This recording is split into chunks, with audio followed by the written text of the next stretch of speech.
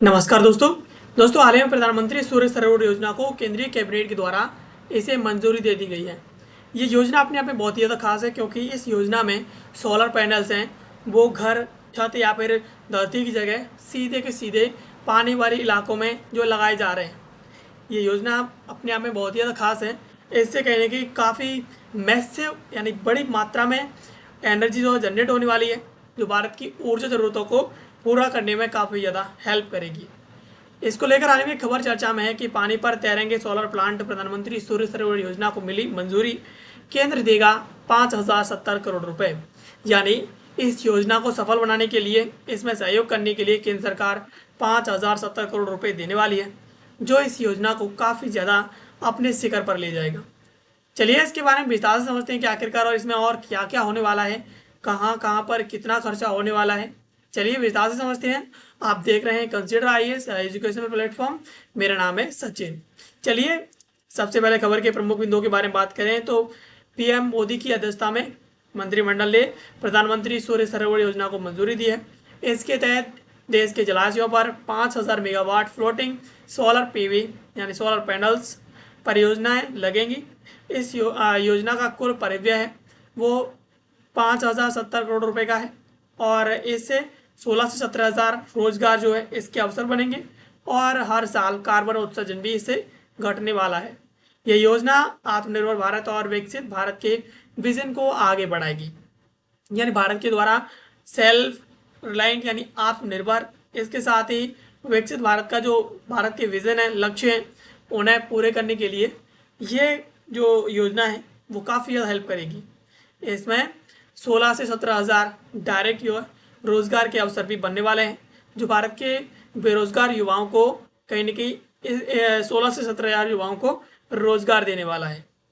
इसके साथ ही अब योजना की बात करें, योजना क्या है तो गुरुवार को हुई कैबिनेट बैठक में यह मंजूरी दी गई है।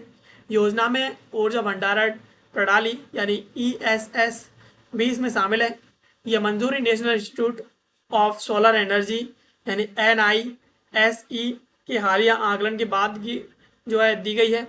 इसके साथ ही NISE ने देश में करीब 102.18 गीगावाट फ्लोटिंग सोलर क्षमता का अनुमान लगाया है। यह योजना सभी राज्यों, केंद्र शासित प्रदेशों को लाभ पहुंचाएगी। यानी हाल ही में जो national institute of solar energy है उसके द्वारा अनुमान लगाया गया है कि देश के अंदर पानी का क्षेत्र इतना ज़्यादा है कि वहाँ पर 102.18 गीगावाट फ्लोटिंग सोलर क्षमता लगाई जा सकती है और इससे कहीं ना कहीं देश की और राज्यों की, केंद्र शासित प्रदेशों की जो ऊर्जा ज़रूरतें हैं वो इससे पूरी हो जाएंगी। और इसमें केंद्रीय कैबिनेट और इसके साथ ही national institute of solar energy ये इसमें शामिल है। इसके साथ ही ऊर्जा भंडारण प्रणाली इसमें शामिल है। तो ये सभी इसमें एकजुट होकर इस योजना को ग्राउंड पर उतारने जा रहे हैं। इसके साथ ही वित्तीय सहायता की बात करें तो योजना का कुल परिव्यय है यानी जो टोटल खर्चा है वो 5,070 करोड़ रुपए का है। साथ ही इसमें निजी निवेश भी होने वाला है, यानी प्राइवेट कंपनीज हैं वो भी इसमें निवेश करने वाली हैं। इसके साथ ही कुल मिलाकर करीब इसमें 28,500 करोड़ रुपए के निवेश की उम्मीद है। इसके साथ ही सफल कमीशनिंग के बाद प्रति मेगावाट 1,000 करोड़ रुपए तक की केंद्रीय वित्तीय सहायता इसमें यानी CFA मिलने वाला है। यानी इसमें जब इसकी सफल कमीशनिंग हो जाएगी तो प्रति मेगावाट के हिसाब से 1 करोड़ रुपए तक जो है केंद्रीय सहायता इसमें मिलने वाली है। इसके साथ ही व्यवहारिता अध्ययन जिसमें विथिमेट्री, हाइड्रोग्राफी, पर्यावरण अध्ययन के लिए प्रति परियोजना इसमें 50 लाख रुपए तक अतिरिक्त CFA इसमें मिलने वाला है।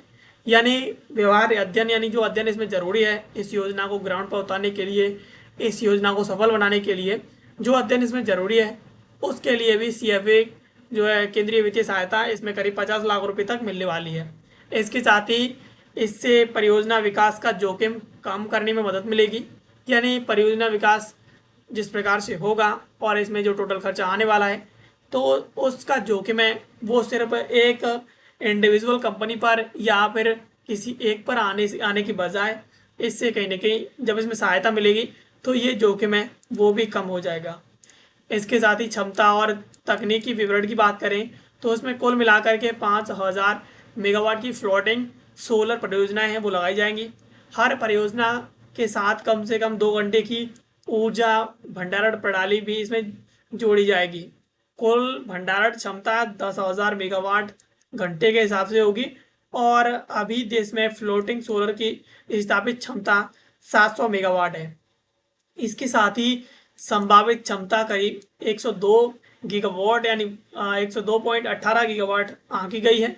इसके साथ ही परियोजनाओं को वित्तीय वर्ष 2026-27 से 30-31 के बीच मंजूरी दी जाएगी। इसके अलावा वित्तीय सहायता का वितरण वित्त वर्ष 2032-33 तक जारी रहेगा।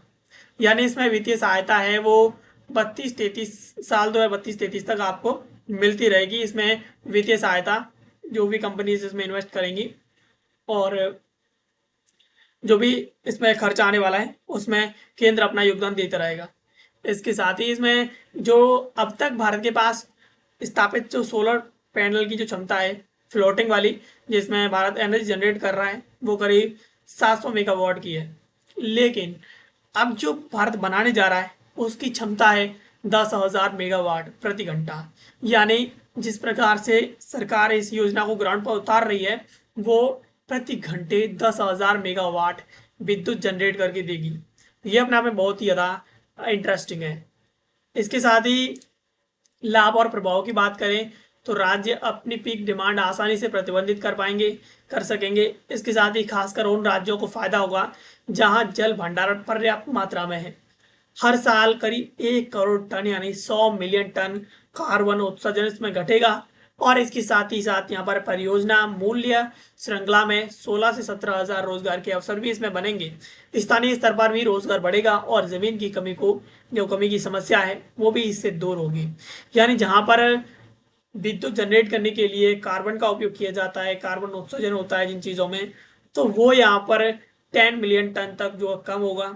इसके साथ ही साथ जिन क्षेत्रों में पानी ज़्यादा है वहाँ पर ऐसी जगह नहीं है जहाँ पर सोलर पैनल लगाए जा सके, तो अब उन राज्यों को परेशान होने की ज़रूरत नहीं पड़ेगी। उनके जो पानी वाला इलाका है वहीं पर डायरेक्ट सोलर पैनल्स को इंस्टॉल किया जाएगा और प्लांट लगा दिए जाएंगे, जिससे जो एनर्जी की जो ज़रूरतें हैं, विद्युत की ज़रूरतें हैं, वो सोलर पैनल उस राज्य के लिए विशेष रूप से उसकी ज़रूरतें पूरी करता रहेगा।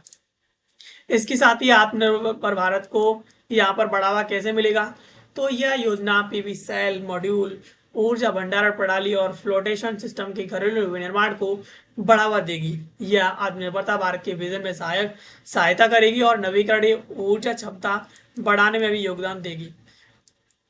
राष्ट्रीय ऊर्जा और जलवायु लक्ष्यों को पूरा करने में सहयोग भी करेगी और इसके साथ ही साथ यह विकसित भारत के विजन और जल संसाधनों के बेहतर उपयोग को भी आगे बढ़ाएगी। यानी जिस प्रकार से भारत बना रहा है, यहाँ पर इस योजना में पीवी सेल मॉड्यूल, भंडारण प्रणाली, फ्लोटेशन सिस्टम, ये सब भारत के अंदर ही बनने वाला है कि भारत कहीं इन्हें बाहर से इम्पोर्ट नहीं करेगा, भारत खुद ही बनाएगा इसे। तो ये कहने की भारत के आत्मनिर्भर विजन में सहायता करेगी। नवीकरणीय ऊर्जा की भारत की क्षमता है वो भी इससे काफ़ी ज़्यादा एक्सपेंड होगी, काफ़ी ज़्यादा बढ़ेगी। इसके साथ ही ये ऊर्जा जो है, इससे जो ऊर्जा जनरेट होगी वो राष्ट्रीय ऊर्जा और जलवायु लक्ष्य हैं उन्हें पूरा करने में मदद करेगी। इसके साथ ही इससे कोई कार्बन जनरेट नहीं होगा, तो भारत की जो जीरो कार्बन इमिशन के जो लक्ष्य हैं उन्हें भी भारत अपने विद इन द टारगेट पूरा कर पाएगा। तो जिस प्रकार से ये योजना ग्राउंड पर उतारी गई है अपने आप में बहुत ही ज़्यादा इंटरेस्टिंग है। एंड इससे कहीं ना कहीं देश की ऊर्जा की ज़रूरतें हैं वो पूरी हो सकेंगी। और इसका सबसे ज़्यादा जो इम्पोर्टेंट पार्ट है वो ये है कि इसे सेंट्रल गवर्नमेंट के द्वारा, केंद्रीय कैबिनेट के द्वारा अप्रूवल दिया गया है और टोटल इसका जो कॉस्ट है वो 5,070 करोड़ रुपए का है। और ये हर एक राज्य में जहाँ जहाँ पर पानी है वहाँ हर जगह पर लगाया जाएगा। तो ये अपने आप में एक रिमेम्बरेबल पार्ट है जो हर एक एग्जाम्स के हिसाब से आपको याद कर लेना चाहिए। दोस्तों ये थी खबर जिसको आज के इस वीडियो हमने समझा।